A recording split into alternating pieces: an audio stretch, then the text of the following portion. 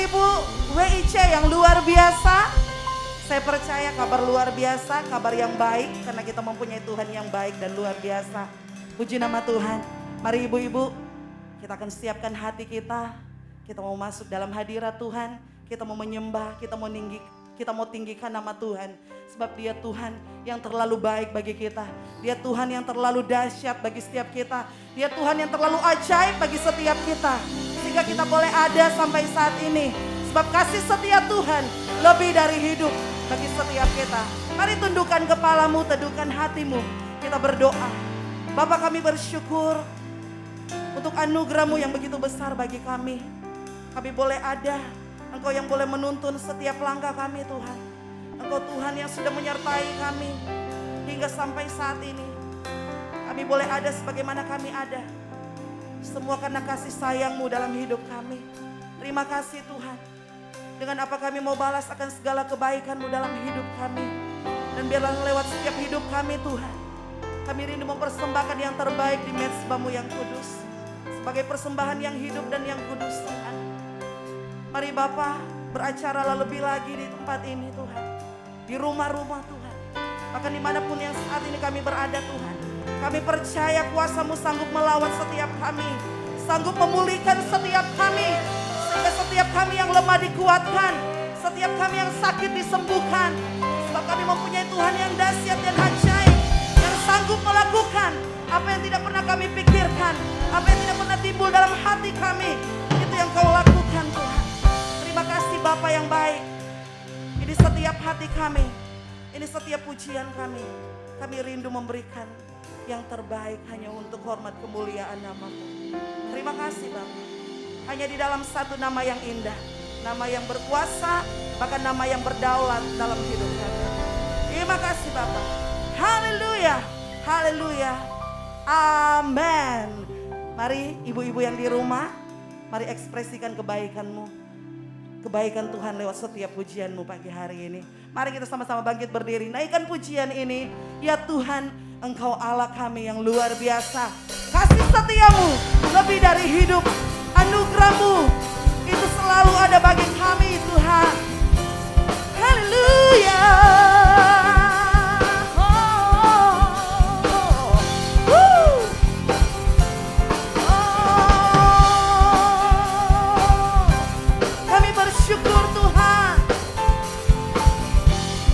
Ya Tuhan Engkau Allahku, aku mencari wajah-Mu, jiwaku haus kepadamu, rindukan-Mu. Oh, ku pandang tempat kudus-Mu, sambil melihat kemuliaan-Mu, sebab kasih setia-Mu lebih baik dari katakan, ya Tuhan Engkau Allahku, aku mencari wajah-Mu, jiwaku haus kepadamu, rindukan-Mu. Ku pandang tempat kudus-Mu, sambil melihat kemuliaan-Mu, sebab kasih setia-Mu lebih baik dari. Mari angkat tanganmu, katakan, ku memuji Tuhan seumur hidupku, dan menaikkan tangan kami Tuhan. Amin. Demi nama-Mu, sungguh Kau menjadi penolongku, di bawah naungan sayap-Mu, jiwaku melekat kepadamu. Boleh lebih lagi tepuk tangan bagi Tuhan kita yang luar biasa. Haleluya.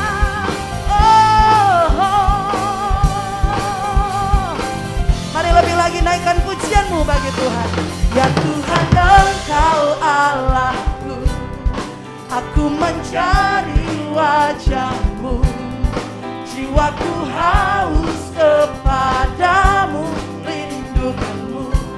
Ku pandang tempat kudus-Mu, tempat kudus. sambil melihat kemuliaan-Mu. Sebab kasih setiamu lebih baik dari hidup. Kami memuji Engkau Tuhan. Ku memuji Tuhan seumur hidupku. Oh, dan menaikkan tanganku demi nama-Mu. Amin. Sungguh Kau telah menjadi penolongku, di bawah naungan sayap-Mu jiwaku melekat kepadamu. Dan serindu ibu-ibu BIC katakan, ku memuji Tuhan seumur hidupku, dan menaikkan tangan kami Tuhan. Amin. Sungguh Engkau yang menjadi penolong dalam hidup kami. Yes Lord. Di bawah naungan sayap-Mu jiwaku melekat kepadamu. Oh, ku memuji Tuhan seumur hidupku. Yes Lord. Amin.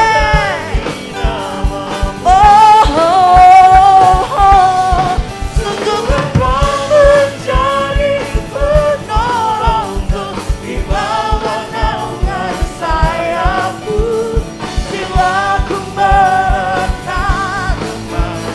Boleh lebih lagi, katakan, ku memuji Tuhan seumur hidupku. Oh, dan menaikkan tanganku demi nama-Mu. Sungguh Engkau menjadi penolongku, di bawah naungan sayap-Mu jiwaku melekat kepadamu. Jiwaku melekat, lekat kepadamu. Katakan, sebab kasih setiamu, sebab kasih setiamu lebih baik dari hidup.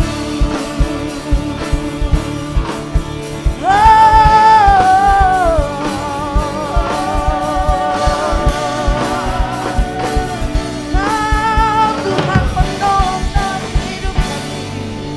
Haleluya. Sorak-sorai bagi Raja kita. Sorak-sorai bagi Tuhan yang menjadi penolong dalam hidup kita. Engkaulah sumber kekuatan kami Tuhan. Sebab itu Tuhan, kami mau selalu mencari wajah-Mu, menikmati akan kasih setia-Mu dalam hidup kami. Sebab sungguh indah Kau Tuhan dalam hidup kami. Kau Tuhan yang tidak pernah meninggalkan kami. Terima kasih Yesus. Terima kasih. Oh, Yesus.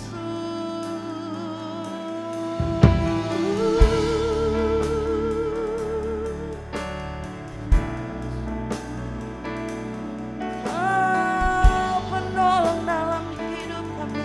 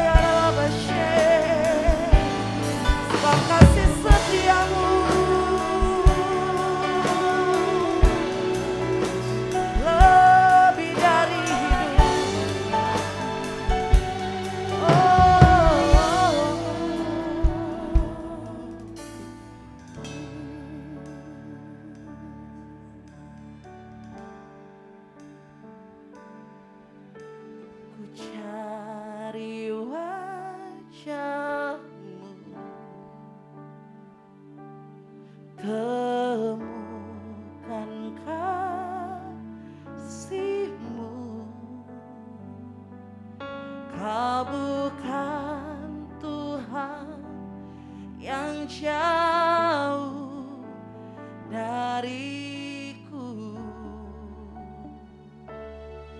Oh,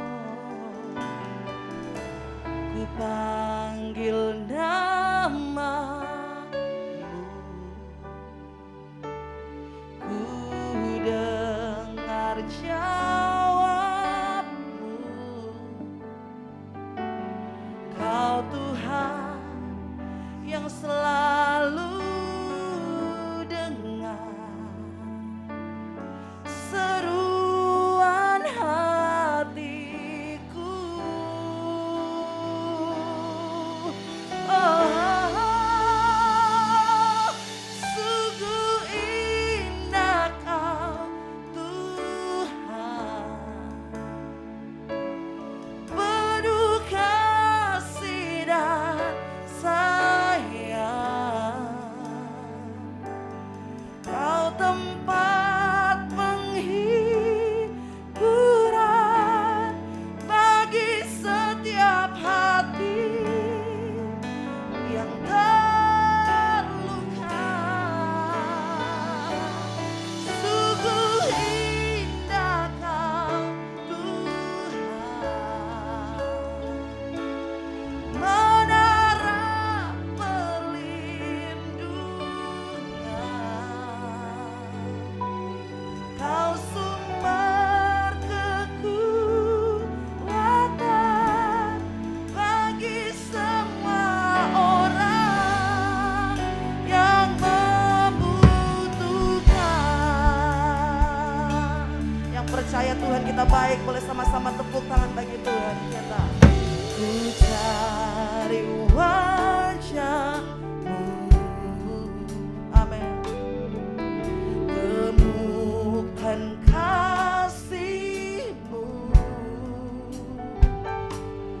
Kau bukan Tuhan yang jauh dariku.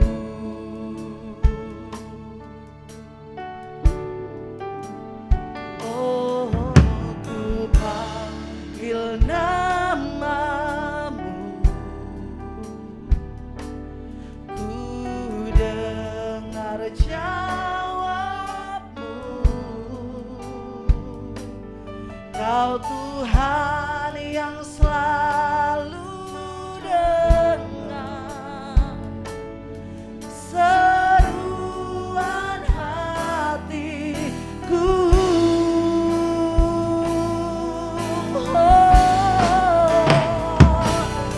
Sungguh indah Kau Tuhan, penuh kasih dan sayang. Kau tempat penghiburan bagi setiap hati yang terluka. Sungguh indah Kau Tuhan, menara perlindungan. Kau sumber kekuatan bagi semua orang yang membutuhkan.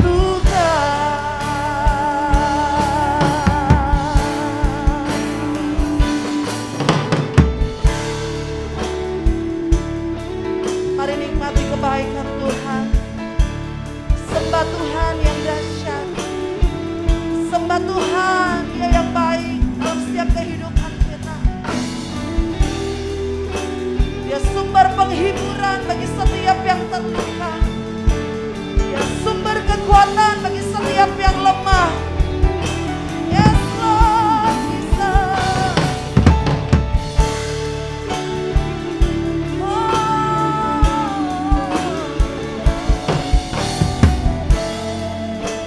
Makasih Yesus.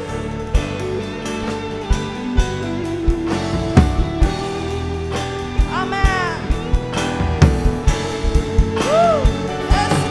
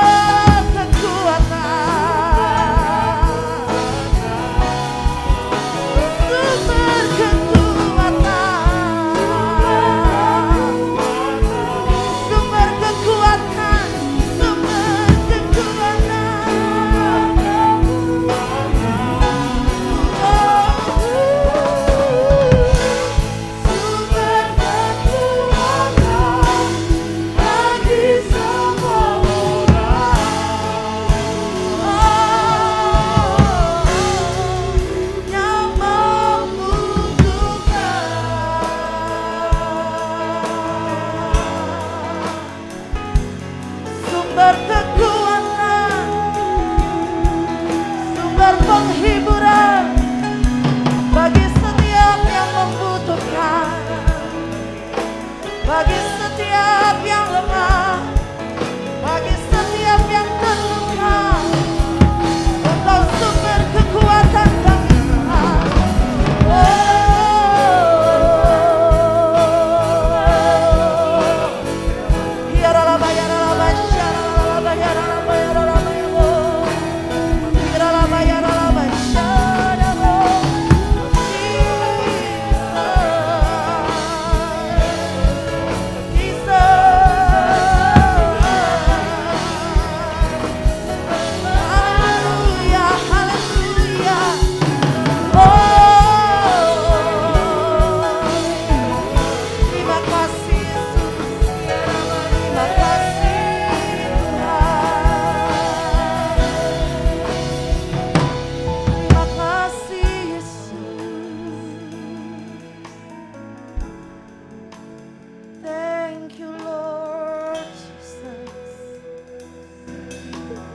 Terima kasih Tuhan. Saat ini kami mau buka hati kami Tuhan, untuk menerima kebenaran firman-Mu yang kembali meneguhkan setiap iman percaya kami kepadamu. Hanya di dalam nama Yesus kami berdoa dan bersyukur. Amin. Shalom saudara-saudara yang saya kasih di dalam nama Tuhan Kristus. Saya berterima kasih secara khusus untuk Women in Christ GBI Puri Indah, yang saya sadar bahwa di masa pandemi dari tahun 2020 bulan Maret sampai dengan hari ini, ibu-ibu atau bapak gembala memberikan kepercayaan kepada saya untuk dapat men-sharingkan firman Tuhan. Nah, khususnya pada hari ini karena momentum-momentum yang akan kita bicara, yaitu ini adalah bulan masuk Imlek juga, orang bilang ada bulan kasih dan segala macam. Tapi di sisi yang lain juga begitu banyak peristiwa-peristiwa yang menurut pemikiran saya bahwa ini ada satu peristiwa yang tidak menyenangkan, ada bencana dan segala macam, saudara. Nah, kita akan menggabungkan peristiwa-peristiwa itu dalam konteks kebenaran firman Tuhan. Maka hari ini kita mau berbicara yaitu tentang tetap setia di hadapan Tuhan. Artinya setialah bersama dengan Tuhan. Jadi kita mau bicara tentang kesetiaan kita dengan Tuhan. Nah, saudara-saudara, sebelum kita memulainya, mari kita bersatu dalam doa. Tuhan, terima kasih. Kami menyadari bahwa situasi tidak dapat kami ubah. Tetapi bagaimana kami dapat menyikapi situasi hari ini dengan pemikiran dan cara pandang Tuhan. Supaya kami tidak salah melangkah, tidak salah memutuskan, tidak salah bertindak. Karena itu Tuhan berbicara bagi setiap kami masing-masing lewat firman-Mu ini. Di dalam nama Tuhan Kristus kami berdoa dan mengucap syukur. Haleluya. Amin. Nah, Ibu, Bapak, Saudara sekalian, secara khusus yang mengikuti ibadah online ini, saya akan mengajak kita baca firman Tuhan dari Matius pasal yang ke-24 ayat 3 sampai dengan ayat yang ke-14. Firman Tuhan bilang begini, ketika Yesus duduk di atas Bukit Zaitun, datanglah murid-muridnya kepadanya untuk bercakap-cakap sendirian dengan dia. Kata mereka, katakanlah kepada kami, bila manakah itu akan terjadi dan apakah tanda kedatanganmu dan tanda kesudahan dunia? Jawab Yesus kepada mereka, waspadalah supaya jangan ada orang yang menyesatkan kamu. Sebab banyak yang akan datang dengan memakai namaku dan berkata, akulah Mesias, dan mereka akan menyesatkan banyak orang. Kamu akan mendengar deru perang atau kabar-kabar tentang perang. Namun berawas-awaslah, jangan kamu gelisah, sebab semuanya itu harus terjadi, tetapi itu belum kesudahannya. Sebab bangsa akan bangkit melawan bangsa, dan kerajaan melawan kerajaan. Akan ada kelaparan dan gempa bumi di berbagai tempat. Akan tetapi semuanya itu barulah permulaan. Penderitaan menjelang zaman baru. Pada waktu itu kamu akan diserahkan supaya disiksa, dan kamu akan dibunuh, dan akan dibenci semua bangsa oleh karena namaku. Dan banyak orang akan murtad, dan mereka akan saling menyerahkan dan saling membenci. banyak nabi palsu akan muncul dan menyesatkan banyak orang. Dan karena makin bertambahnya kedurhakaan, maka kasih kebanyakan orang akan menjadi dingin. Tetapi orang yang bertahan sampai pada kesudahannya akan selamat. Dan Injil kerajaan ini akan diberitakan di seluruh dunia menjadi kesaksian bagi semua bangsa. Sesudah itu barulah tiba kesudahannya. Saya akan menitik beratkan di poin di ayat yang ke-13. Tetapi orang yang bertahan sampai pada kesudahannya akan selamat. Kita bicara tentang kesetiaan, saudara. Jadi kalau kita baca tadi bagian firman Tuhan yang tadi saya sampaikan ini, maka saudara-saudara sekalian pasti berpikir bahwa ini apakah akhir zaman? Tanda-tanda iya, yang sudah dibuktikan begitu banyak hal. Kita tahu bahwa Israel akan menggempur Iran. Terus kemudian peristiwa yang terjadi hari-hari ini, bencana di mana-mana, gempa di mana-mana, dan kelihatannya sangat menakutkan sekali. Bahkan isu-isu yang berkembang yang menurut saya memang tidak perlu harus dibahas, bahwa akan terjadi pandemi yang lain, saudara, lebih fantastis lagi dengan cara seperti apapun itu. Saya tidak mau pusing tentang hal itu. Tetapi hal yang paling penting adalah bagaimana kita bisa bertahan sampai dengan kesudahannya. Nah, saudara yang saya kasih di dalam nama Tuhan Kristus, kita harus benar-benar mengecek siapa diri kita sungguh-sungguh di hadapan Tuhan. Yang pertama, yang saya ingin sampaikan bagi kita semua, yaitu dengan masa pandemi hari ini, kondisi yang terjadi hari ini, yang pertama, gereja-gereja Tuhan sedang dikoreksi oleh Tuhan. Ini penting sekali. Jadi gereja-gereja yang notabene tidak memiliki panggilan yang serius untuk menjangkau jemaat, memulihkan jemaat, memberikan jawaban kepada jemaat, maka gereja-gereja itu cenderung pasif. Dan saya sangat mengapresiasi untuk gereja saudara, karena gereja saudara sudah masuk dalam satu keadaan yang mana saudara mengerjakan tugas panggilan sebagai pemberita Injil. Ada maturia kesaksiannya, ada diakonia pelayanannya untuk saling menolong, dan itu pasti menjadi satu kesatuan yang tidak bisa dipisahkan satu dengan yang lain. Jadi ada kesaksian-kesaksian yang disampaikan, ada koinonia persekutuan yang baik. Kendati tidak bisa bertatap muka langsung on-site, tetapi juga lewat Zoom dan segala macam. Dan saya tahu pasti saudara sudah menerapkan hal itu. Nah, gereja-gereja Tuhan yang pertama sedang dikoreksi oleh Tuhan. Nah, saya kenapa katakan demikian? Nah, bergereja yang selalu berpikir untung rugi, maka hari ini dikoreksi oleh Tuhan. Maka Tuhan sedang mengembalikan sebuah panggilan sesungguhnya kita di dalam bergereja. Nah, saya mau sampaikan bahwa gereja tidak bicara tentang satu bagian yang terkotak, saudara. Selama ini sebelum masa pandemi kita lihat gereja itu terkotak-kotak, saudara. Tetapi hari ini berbeda sekali. Sekarang saudara bisa, tayangan ini bisa ditonton oleh gereja yang lain juga. Bisa klik dan mereka bisa nonton tayangan ini. Dan ini menjadi satu pembaharuan yang luar biasa. Bahwa jemaat kita ini adalah jemaat yang ternyata lepas. Jadi kita ini disebut dengan gereja tanpa tembok, gereja tanpa batas, artinya siapapun boleh masuk. Jadi hanya sejauh handphone saja, saudara, orang langsung memutar dan segala macam. Gereja sedang terkoreksi. Gereja tidak boleh menjadi overconfidence. Gereja tidak boleh ego sektoral, merasa diri paling benar. Dan saya tahu bahwa Women in Christ adalah satu wadah yang Tuhan pakai di gereja GBI Puri Indah, di mana setiap ibu-ibu yang datang mengalami lawatan Tuhan, lewat setiap kesaksian, lewat kebenaran firman Tuhan. Begitu banyak yang sudah mengalami lawatan-lawatan Tuhan. Dan saya tahu juga, saudara, bahwa lewat tayangan ini, saudara-saudara juga menjadi satu terkoreksi dengan luar biasa. Saudara menemukan sebuah jati diri yang luar biasa. Bahwa Women in Christ memiliki satu pandangan-pandangan yang baik sekali. Maka saudara tetap menjalankan ibadah ini. Karena nanti kita bicara tentang akhir zaman, kita tidak bicara lagi tentang ruang dan waktu. Yerusalem yang baru, langit dan baru, dan bumi yang baru. Kita bicara tentang omnipresent, kehadiran Tuhan yang paling penting. Jadi ketika hadir ya Tuhan, maka di situ disebut dengan gereja. Jadi gereja adalah bicara tentang kata eklesia. Engkau yang dipanggil keluar dari gelap masuk dalam terang. Supaya engkau yang ada dalam terang bisa menerangi yang gelap itu. Itu adalah menjadi bagian penting pengkoreksian bagi kita semua.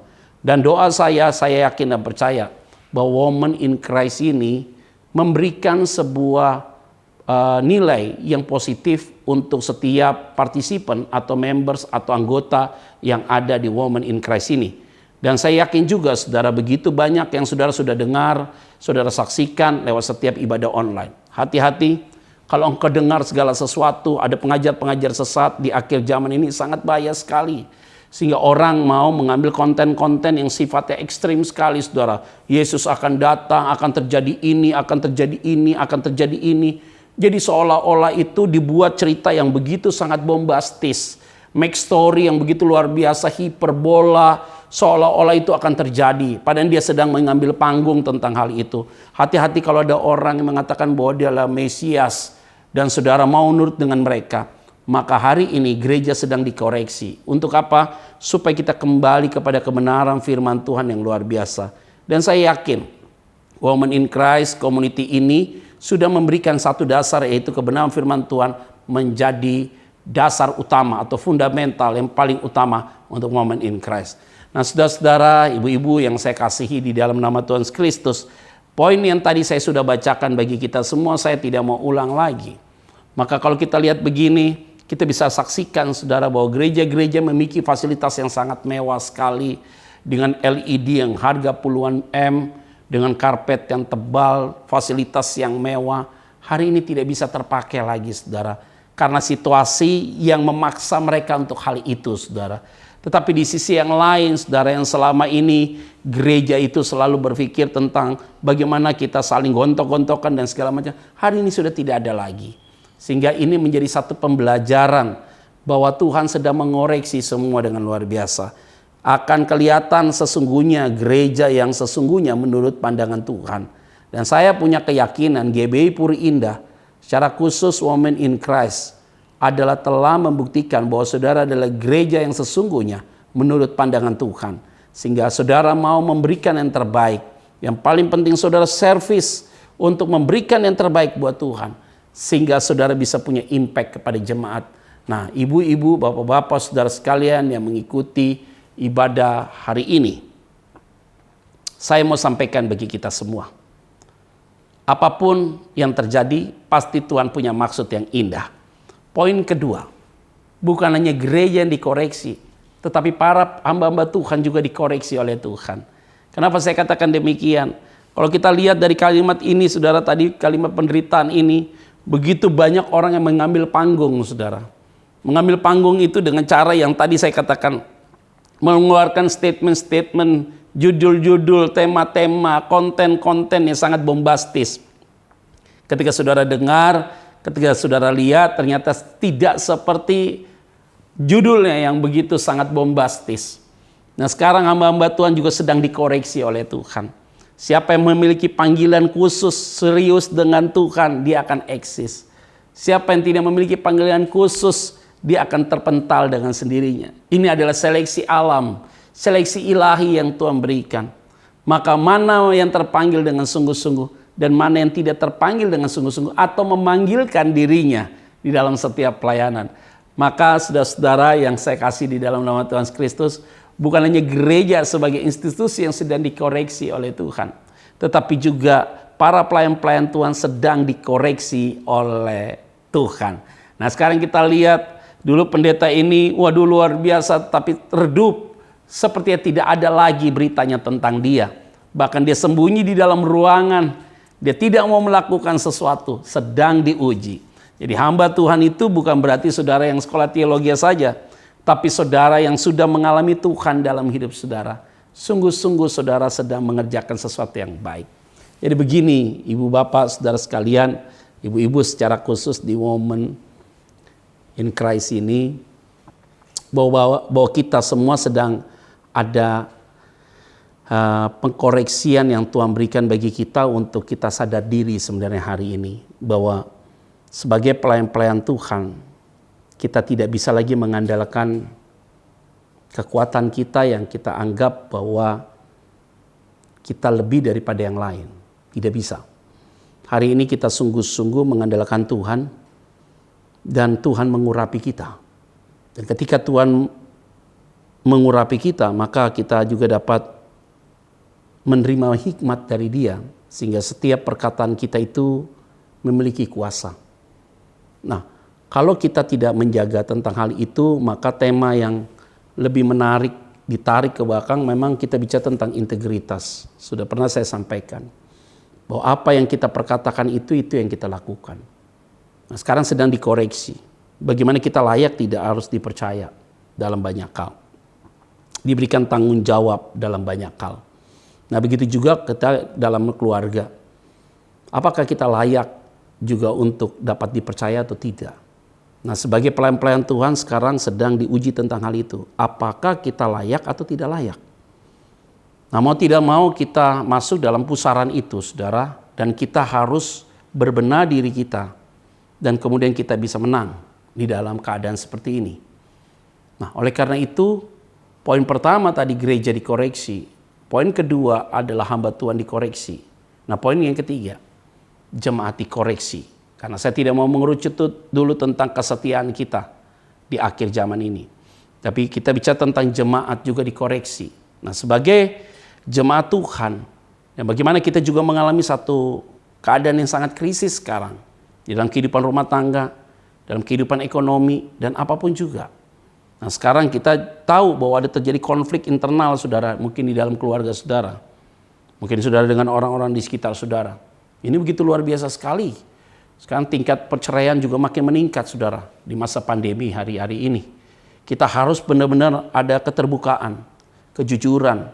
Kalau tidak, iblis bisa masuk. Hari-hari ini sungguh-sungguh saudara punya waktu berenung dengan Tuhan dengan luar biasa. Harus ada unity yang kuat di dalam keluarga. Kalau tidak, saudara, ya kita masuk dalam satu pusaran kembali dan akhirnya bisa merusak kehidupan keluarga kita. Hubungan suami istri menjadi retak, orang tua dan anak menjadi retak, kakak beradik menjadi retak, karena iblis bekerja dengan begitu luar biasa. Tetapi saya mau sampaikan, iblis tidak luar biasa, tetapi Tuhan yang luar biasa. Ini yang harus kita garis bawahi. Makanya penting sekali di momentum-momentum di bulan kasih ini, kita harus saling mengampuni, saling mengasihi satu dengan lain. Petrus bicara kepada Yesus, berapa kali aku harus mengampuni? 70 kali? Bukan, 70 kali 7 kali. Artinya unconditional love, mengasihi itu tanpa syarat. Tapi lebih daripada yang itu, Yesus memberikan sebuah perumpamaan bahwa ada seorang yang dapat utang dibebaskan, tapi dia malah yang dibebaskan itu menagih utang kepada orang yang berutang dengan dia. Orang ini jahat sekali. Kalau Tuhan sudah mengampuni kita, harusnya kita mengampuni orang di sekitar kita. Tapi bisa-bisanya kita tidak mau mengampuni mereka, tapi kita minta diampuni oleh Tuhan. Sangat gak fair. Karena kenapa? Karena kita sangat orang yang sangat egois sekali. Tuhan ajarkan kita bahwa kita harus mengampuni orang itu. Kalau tidak, kita masuk dalam tataran yang tadi dikatakan bahwa engkau masuk dalam fase akhir zaman ini. Kalau engkau mendengar tentang dulu perang dan segala macam peristiwa-peristiwa yang terjadi hari-hari ini, engkau jangan takut. Karena itu baru dari permulaan saja. Tetapi tadi ayat yang terakhir dikatakan di situ apa? Dikatakan bahwa Injil kerajaan ini akan diberitakan di seluruh dunia, menjadi kesaksian bagi semua bangsa. Sesudah itu barulah tiba kesudahannya. Nah, tetapi teks ini harus dipahaminya dalam konteks permulaan penderitaan. Nah, kalau kita baca yang tadi bahwa ini Injil akan diberitakan, ya inilah di masa pandemi ini. Saya melihat di masa pandemi ini justru Injil semakin disebarluaskan. Baru-baru ini 1-2 bulan yang lalu saya mengikuti Bible study. Orang yang mengikuti di dalam Zoom itu, yaitu ternyata dari beberapa negara. Dari Eropa ada, dari Middle East juga ada, Timur Tengah, dari Dubai ada, dari Belanda ada, Jerman ada, Belgia ada, Prancis ada, terus kemudian dari Amerika dan Kanada ada. Nah, saya diundang untuk menjadi salah satu pembicara saja di dalam Bible study itu, dimulai jam 1 dini hari waktu Indonesia sampai jam 3, saudara. Nah, itu berarti Injil itu semakin disebarluaskan. Tapi beberapa minggu yang lalu, 2 minggu, 3 minggu yang lalu lah, saudara, saya juga mengikuti menjadi pembicara di satu komunitas. Dan komunitas ini adalah kumpulan para dancer-dancer di dalam gereja. Mereka profesional, dikumpulkan, dan kemudian mereka terpecah. Ada yang di NTT, ada yang Sumatera Utara, ada yang di Bengkulu, ada yang di Jogja, ada yang di Surabaya, ada yang di Jakarta.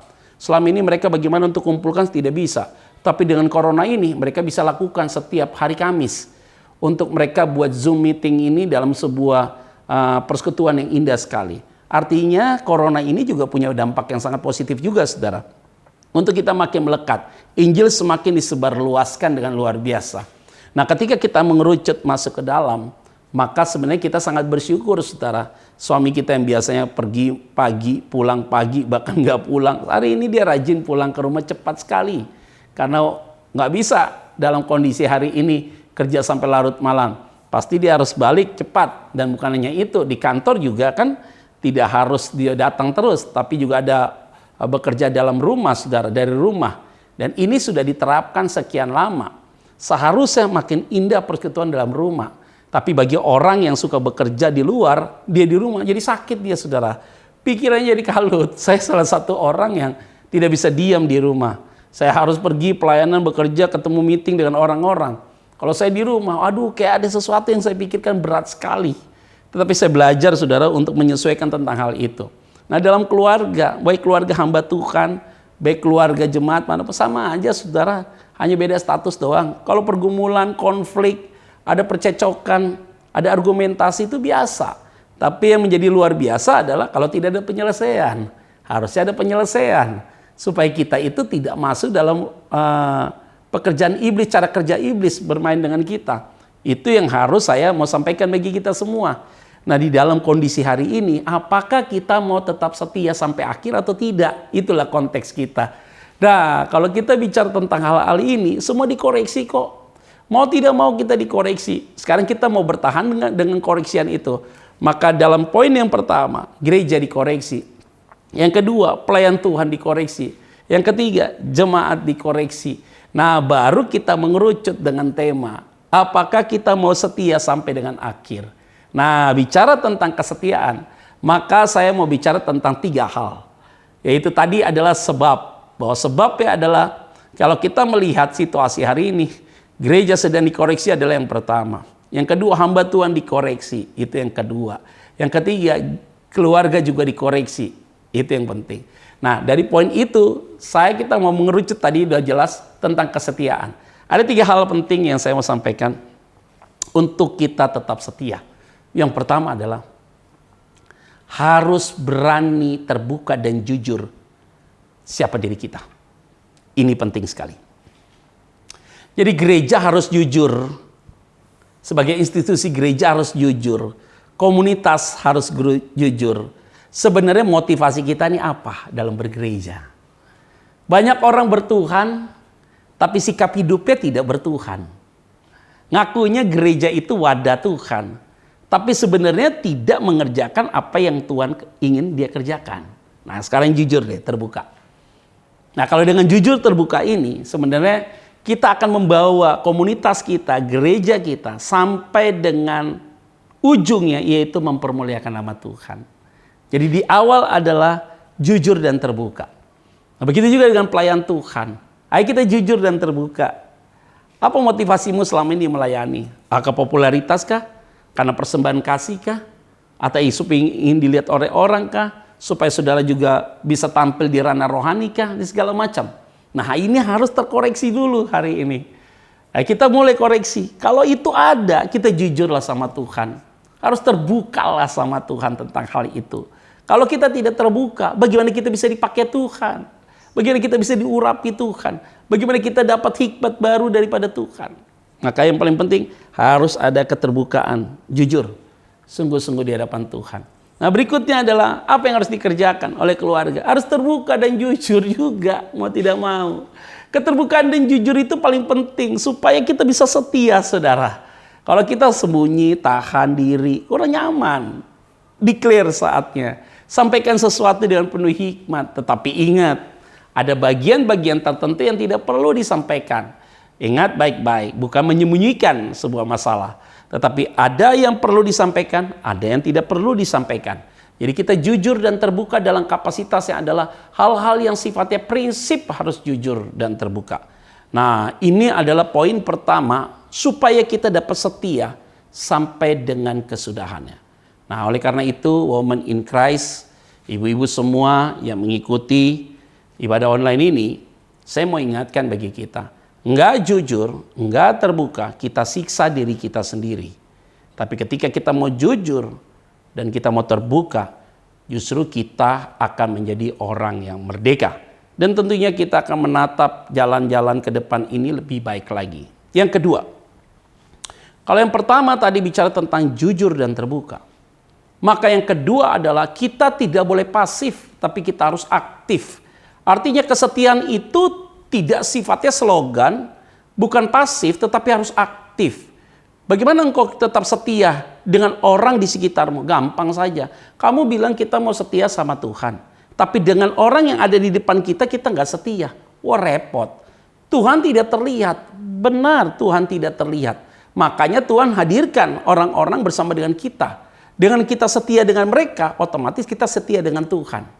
Nah, kalau yang tidak terlihat aja kamu janji kepada yang tidak terlihat itu setia. Tapi dengan orang yang terlihat kamu tidak setia. Itu namanya omong kosong. Itu namanya lip service saja. Tapi ketika dengan orang yang terlihat engkau setia, maka kepada yang tidak terlihat pasti juga engkau setia. Jadi cara engkau melihat engkau setia sama Tuhan atau tidak, bagaimana engkau dengan orang di sekitarmu. Jadi kita harus aktif, saudara, melakukan sesuatu. Kita tidak boleh pasif, kita harus berbuat sesuatu. Nah, di dengan kita berbuat sesuatu itu, kita menjaga akan saudara segala sesuatu itu lebih baik lagi. Nah, ini dia penting. Jangan kita leha-leha diem aja, pasif, tidak berbuat apa-apa. Ini yang paling bahaya.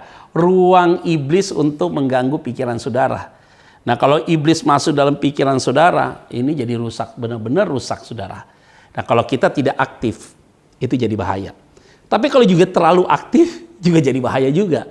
Ya, kita harus bisa menempatkan dengan posisi yang tepat. Nah, kalau kita lihat dalam konteks tadi sudah disampaikan, Injil sudah disampaikan dan segala macam. Ingat saudara, engkau sedang hari ini aktif.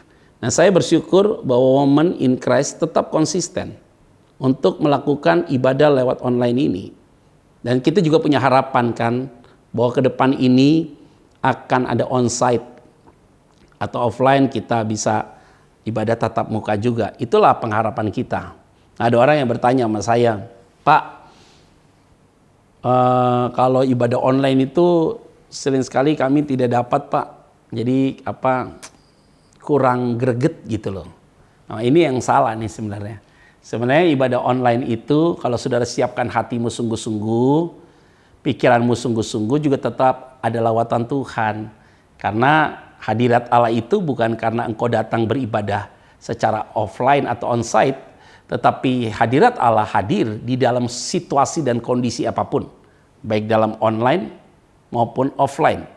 Jadi saudara yang mengikuti ini sebenarnya harus ada keaktifan dalam dirimu, saudara, untuk mempersiapkan diri. Ini kadang-kadang ikut ibadah online ini santai, belum mandi lah, sambil masak lah, sambil dengar khotbah, kayak kurang menghargai gitu ya saudara ya. Sambil duduk angkat kaki ke meja, makan kuaci lagi, ya kan? Pakai baju daster lagi, tidak mempersiapkan diri dengan sungguh-sungguh. Tapi kalau saudara offline, mana mungkin saudara lakukan hal itu? Saudara pasti mandi, dandan dengan baik, terus kemudian saudara pergi supaya orang lihat saudara oke.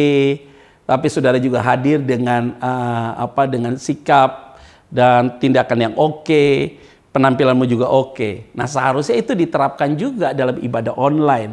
Jadi keaktifan kita juga itu jangan hanya mau dilihat orang, tetapi saudara lupa hari ini kita ibadah online, Tuhan melihat kita. Maka ketika kita sungguh-sungguh aktif dalam banyak hal, itu berarti saudara sudah mempersiapkan segala sesuatunya dengan baik. Yuk, jangan sampai kita hilang akal, hilang hikmat, hilang kreativitas, hilang inovasi untuk melakukan sesuatu. Nah, ibu-ibu, saudara yang saya kasihi, khususnya Women in Christ, dan saya punya keyakinan teguh bahwa situasi hari ini tidak membuat berkatmu itu berkurang. Saya mau berikan kesaksian sedikit ya saudara. Di bulan Maret sampai dengan bulan Desember, itu kan 2020 masa pandemi ya. Otomatis secara dunia pasti penghasilan turun gitu ya saudara ya. Tapi karena 2019 belum masa pandemi, maka pelayanan dan segala macam adalah kita tiap hari pelayanan, hari Minggu juga pelayanan dan segala macam saudara. Wah, seperti kayak cowok panggilan saudara ya. Tapi tiba-tiba masa pandemi semua harus terhenti, kembali ke online saudara. Nah, saya melihat saudara, dari bulan Maret sampai bulan Desember, dalam catatan saya, pemeliharaan Tuhan luar biasa sekali. Saya pikir cuma sederhana. Saya tidak boleh pasif, saya harus aktif. Saya tidak boleh diam, saya harus bertindak. Sehingga ketika kita bertindak, tidak berpikir untuk dapat something. Tapi kita bertindak untuk supaya orang diberkati Tuhan. Maka berkat itu ngikut buat kita. Jadi sebenarnya Alkitab sudah mengajarkan kita, orang yang malas tidak dapat apapun. Tapi orang yang rajin, dia akan menerima upah daripada Tuhan. Nah saudara-saudara yang saya kasih di dalam nama Tuhan Kristus, di momen hari ini, kalau engkau mau setia sampai dengan akhir itu, maka tadi yang pertama jujur dan terbuka. Yang kedua tidak boleh pasif tapi harus aktif. Dan yang ketiga, supaya kita tetap setia saudara sampai dengan kesudahannya, yaitu apa? Menjadi orang yang terbuka, bukan menjadi orang yang tertutup. Apa itu terbuka dan tertutup? Orang yang terbuka untuk melihat keadaan segalanya dan coba untuk beradaptasi. Tapi jangan menutup diri untuk sebuah perubahan. Itu yang paling bahaya sekali. Jadi kita harus menjadi orang yang terbuka. Ketika kita menjadi orang yang terbuka untuk mendengarkan masukan, kritikan, dan kemudian pengkoreksian dalam diri kita, kita sangat terbuka sekali saudara. Kita tidak menutup diri kita. Tapi dengan keadaan yang berubah juga kita mau belajar untuk dalam perubahan itu. Tapi kita tidak mau saudara masuk dalam pusaran dunia. Tapi kita boleh membuka diri kita dalam sebuah perubahan.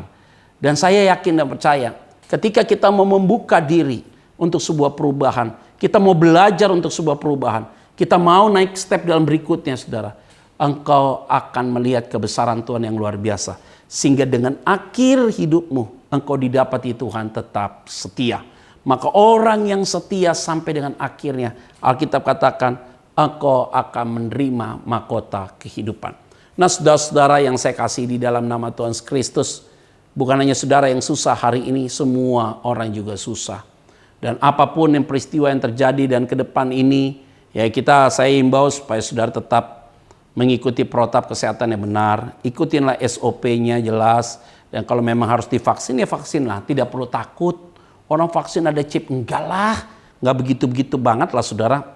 Membuka diri, pikiran kita harus terbuka juga. Baca Alkitab. Taruh nih misalnya contoh, saudara, vaksin itu ada chip, disuntik. Apakah chip yang sudah disuntik tanpa sepengetahuan saudara menggagalkan keselamatanmu? Ya tidaklah. Tidak semudah itu. Keselamatan Allah itu adalah pemberian Allah kok. Kecuali engkau menjadi antikris. Kalau antikris sudah pasti gak diselamatkan. Orang antikristus ya pasti gak diselamatkan. Nah, dia tidak mungkin bisa setia. Nah cari orang yang setia itu gampang kok. Dia mau jujur dan terbuka gak dengan dirinya. Yang kedua nih orang gak pasif, dia harus aktif, itu aja. Orang yang ketiga adalah orang ini pasti jiwanya jiwa terbuka, tidak tertutup. Tadi jujur dan terbuka itu adalah pengakuan sebenarnya yang pertama. Yang kedua adalah tadi bicara tentang hal-hal yang sifatnya aktif tindakanmu. Yang ketiga adalah di dalam diri kita. Yaitu apa? Kita mau jadi orang yang terbuka dengan sebuah perubahan gak? Nah ini adalah hal yang penting sekali. Jangan kita dikit-dikit ini, dikit-dikit ini. Udahlah. Antikris dari dulu udah ada juga saudara. Bukan hari ini, enggak dari dulu udah ada. Menolak Kristus kok. Mereka tidak mengakui Yesus sebagai Tuhan dan Juru Selamat. Mereka tidak mengakui Yesus datang sebagai seorang manusia. Mereka tidak mengakui bahwa Yesus yang disalibkan. Mereka tidak mengakui bahwa Yesus yang dibangkitkan. Antikris saudara.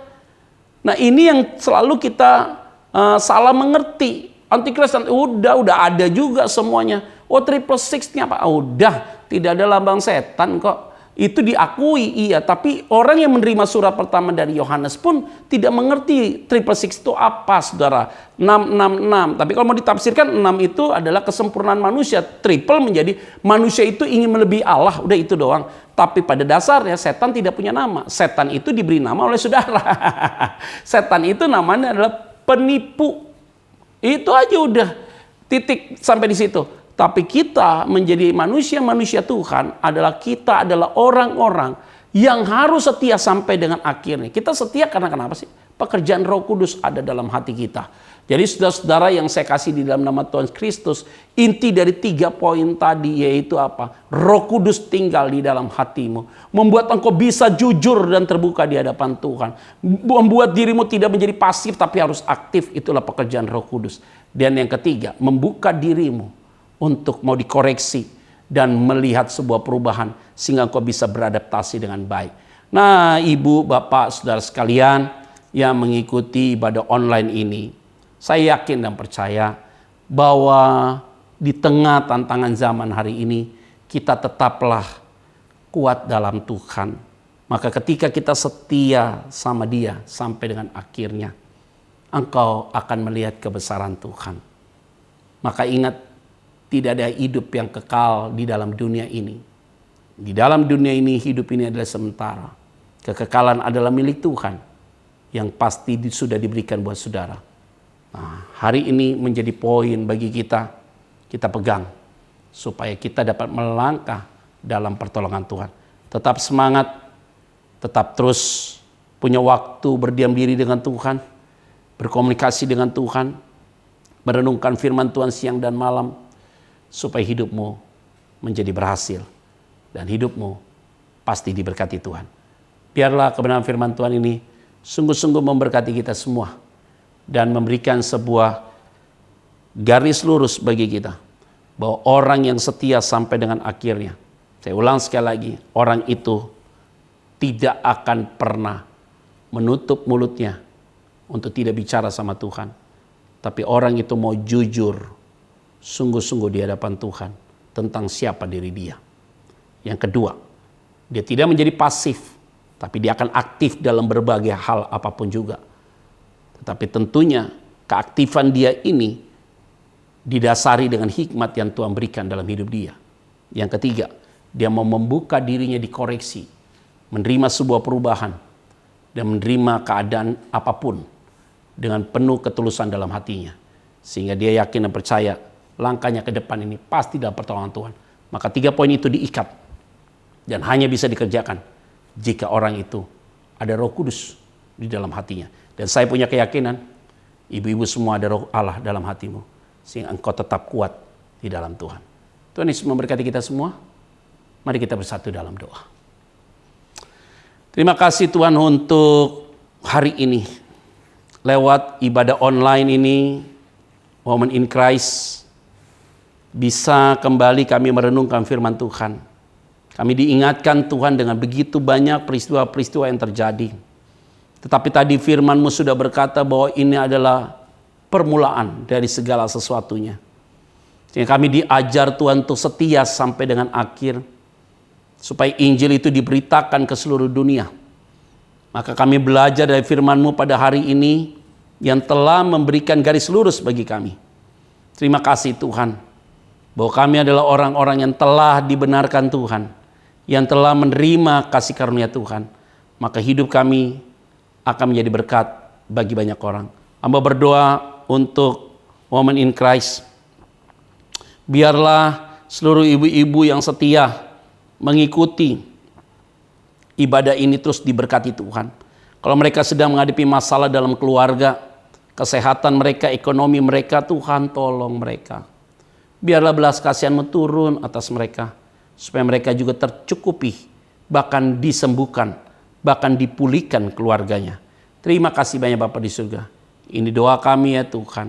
Di dalam nama Tuhan Kristus, kami berdoa dan mengucap syukur. Haleluya.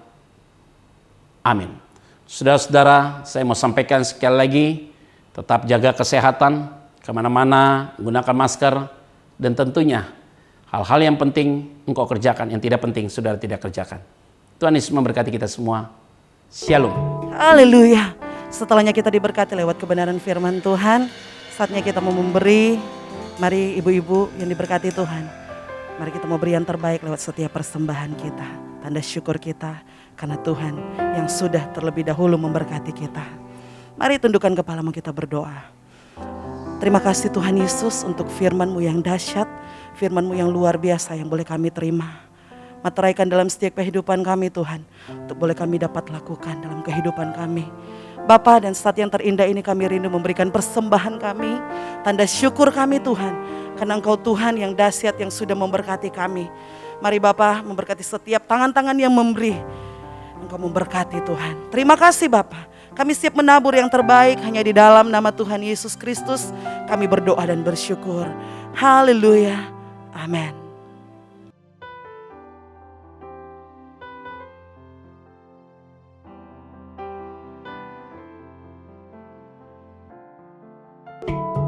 kita akan menyelesaikan ibadah kita. Mari kita akan pulang bersama dengan berkat Tuhan. Buka hatimu, angkat kedua tanganmu, dan terimalah berkat Tuhan. Di dalam nama Bapa dan Anak dan Roh Kudus, aku menyerahkan setiap wanita di tempat ini yang mendengarkan ibadah Women in Christ, Tuhan. Berkati mereka, lindungi mereka, kuatkan, teguhkan hati mereka semua. Dan biar damai sejahtera, kekuatan dan hikmat dari surga mengalir turun dalam kehidupan semua para wanita di tempat ini dan yang mendengarkan firman Tuhan ini. Sehingga ia menjadi penolong yang sepadan dan pada akhirnya ia, suaminya, dan seluruh keluarganya damai sejahtera dan berbahagia.